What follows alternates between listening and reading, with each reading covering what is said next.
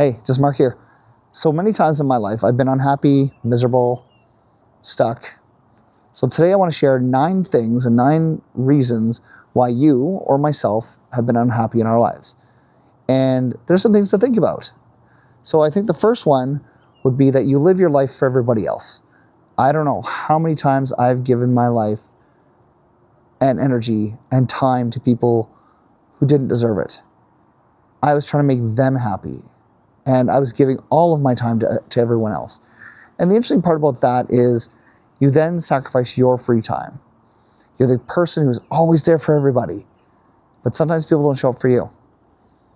So that's one of the reasons why it's important to give to yourself and stop giving all of your time for everybody else. It's good to care and help. But when you're giving too much of it, you're going to be unhappy. I know I've been unhappy many times because I felt I had no time for myself because I was giving so much to everyone else in this world.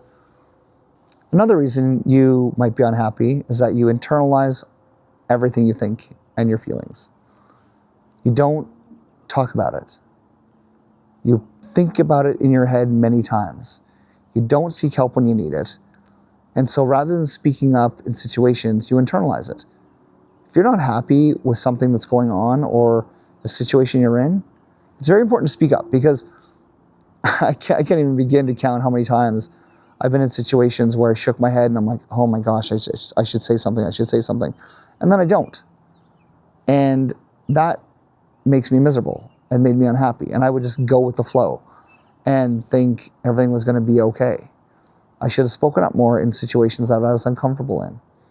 So I encourage you to speak up more, stop internalizing so much, and stand up for yourself, because that's a big part of it. You don't stand up for yourself, you're just going to keep getting stuck in situations that you don't want to be a part of. For example, one thing I actually always do, and it's not necessarily speaking up, but to most events, I take my own vehicle.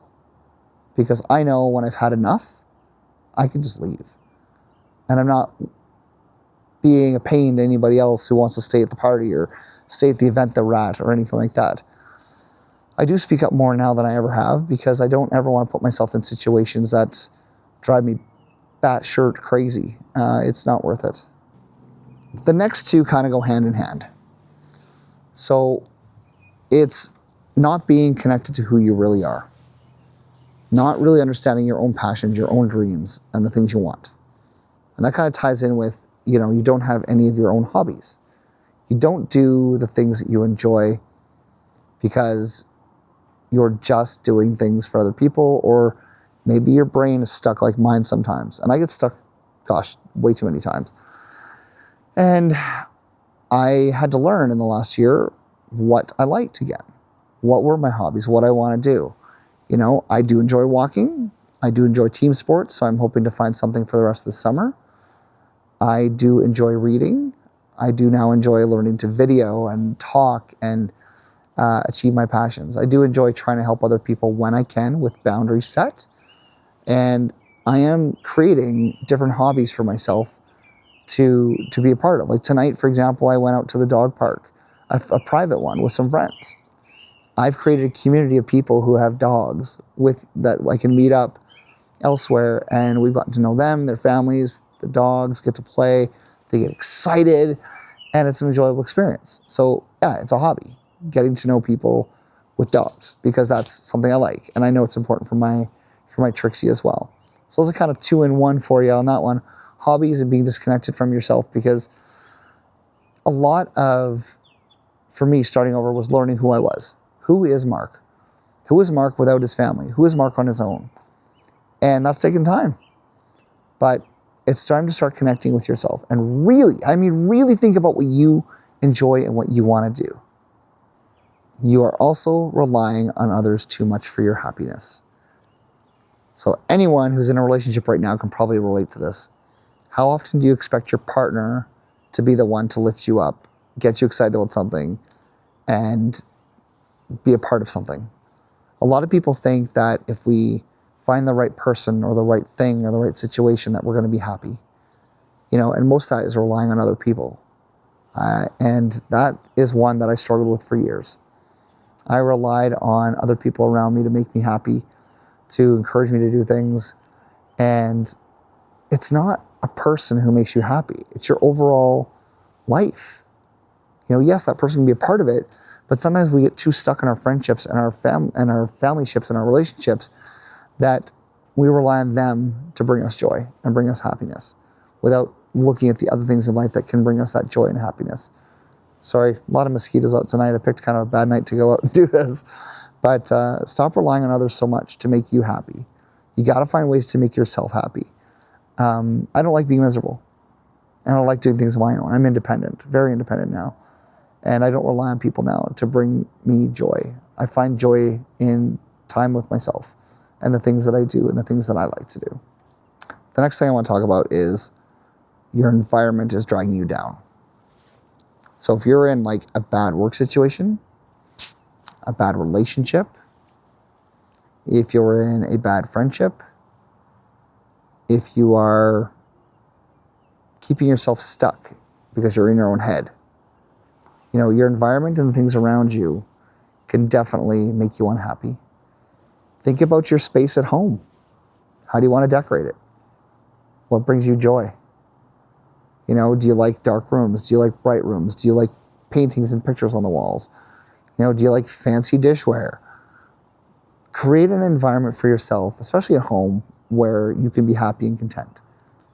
And if you're in other environments, like as I mentioned, work or relationships that are making you unhappy, it's time to figure out what you need to do to create an environment that's going to bring joy and happiness. I remember in one of my relationships, there was stress all the time.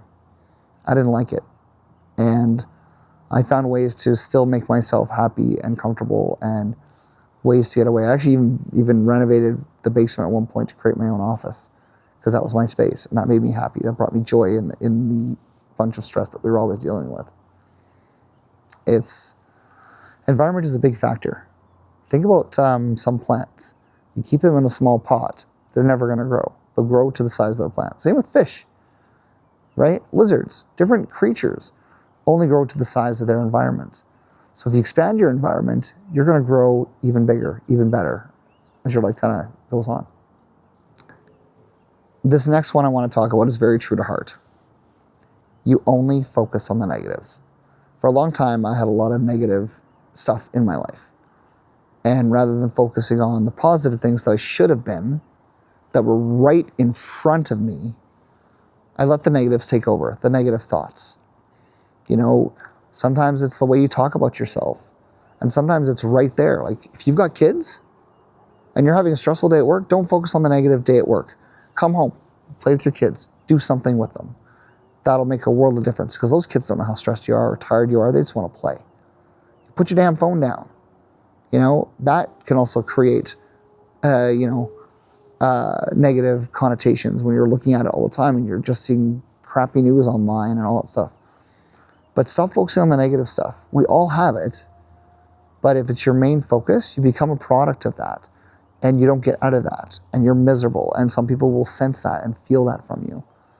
I talk about positivity a lot because I do believe that in every situation there's a solution. And in every situation, there is some good that can come of it.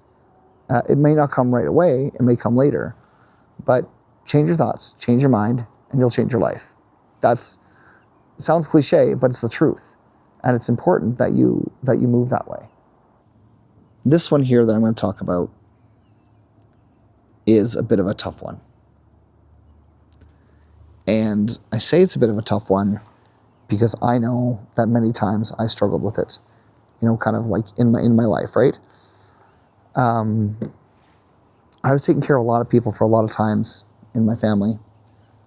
And I had a lot of failures, whether it was jobs, sporting events, or sports that I did, people I was around.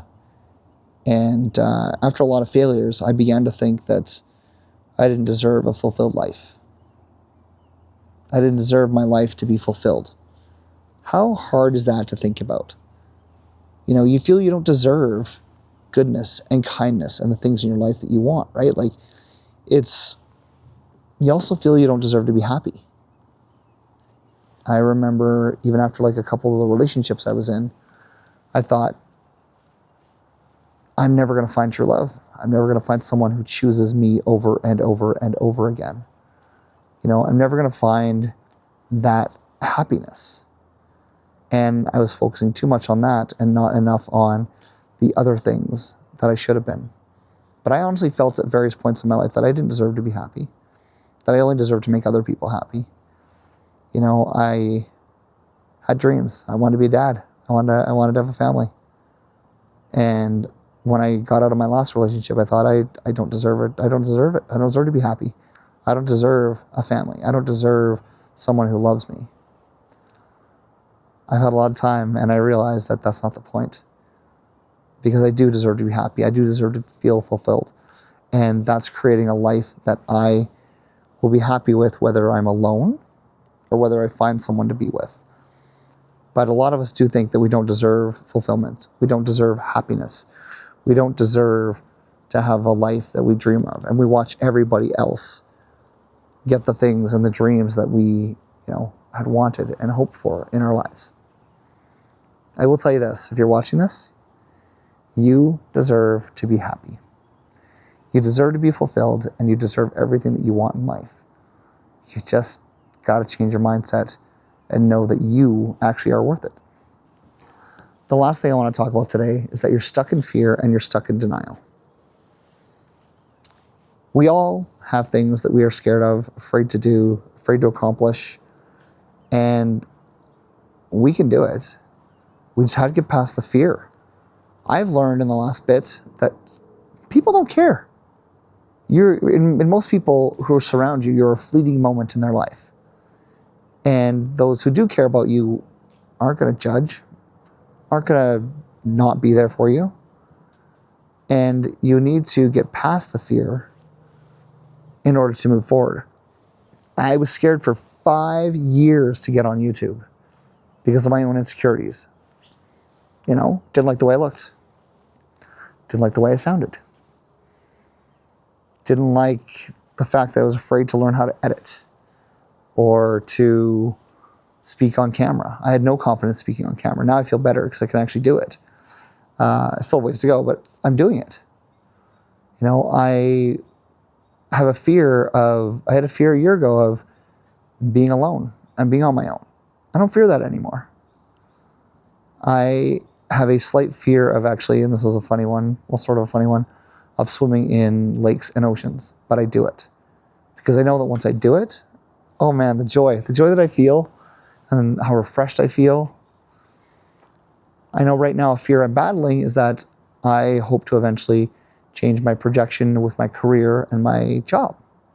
Maybe it's within the company I'm with, maybe it's something new, but we're all afraid of change. I know I don't like change. And man, change can be so freaking hard. But sometimes, like in my situation, I was forced to change.